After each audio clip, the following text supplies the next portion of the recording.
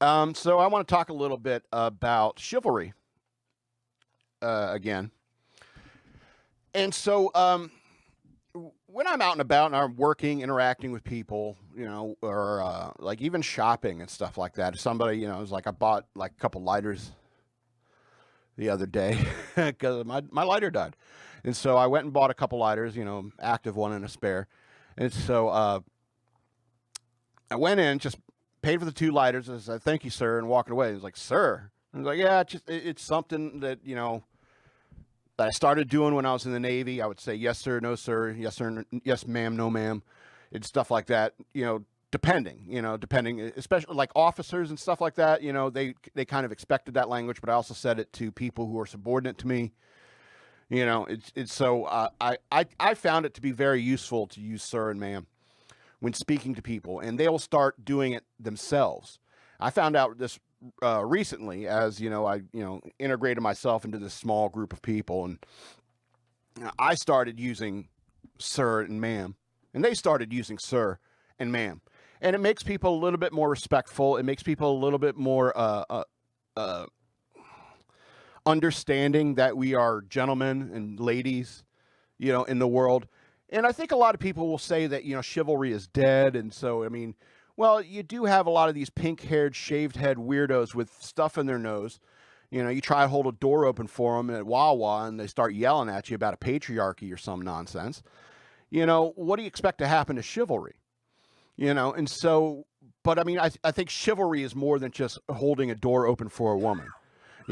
Chivalry is more than a patriarchy in many ways. And so, I want to talk about the code of chivalry, and it's like, this is something, just a cursory glance on Wikipedia. The 10 Commandments of chivalry: thou shalt believe in the church's teachings. Okay, controversial one. 2, thou shalt defend the church. Okay, I'm down with that as a Christian. Thou shalt respect all weaknesses, and shalt constitute thyself as the defender of them. That's a good one. Thou shalt respect all weaknesses, and shalt constitute thyself the defender of them. That's a good one. All right. Thou shalt love the country in which thou wast born. Thou shalt not recoil before thine enemy. Thou shalt make war against the infidel without cessation and without mercy. Kind of controversial. Thou shalt perform scrupulously thy feudal duties, if they not be contrary to the laws of God. So you must do as you are told, unless they are contrary to the laws of God. Good one. Thou shalt never lie, and remain faithful to thy pledged word. Another good one. Thou shalt be generous and give largesse to everyone, as Christ teaches. Thou shalt be everywhere and always the champion of the right and the good against injustice and evil. These are awesome concepts.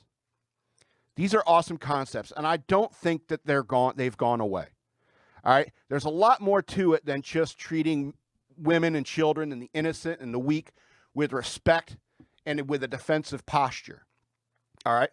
That's all a good thing, because when Jesus spoke, I think it was the Sermon on the Mount, where he said, "Blessed are the Greek, blessed are the cheesemakers." I keep screwing that up. Damn you, Monty Python. It's blessed are the weak, blessed are the meek, and blessed are the peacemakers.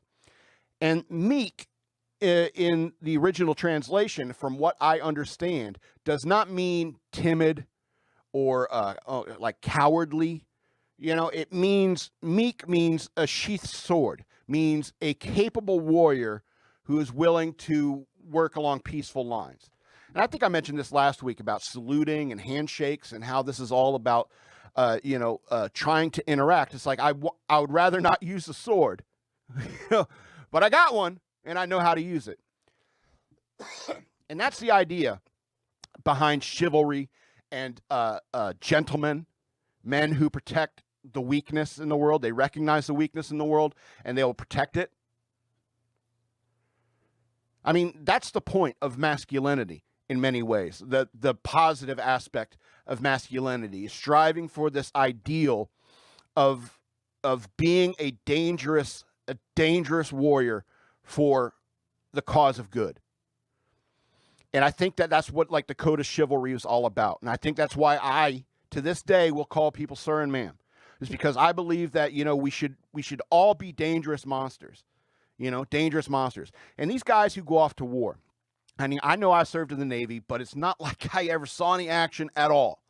All right.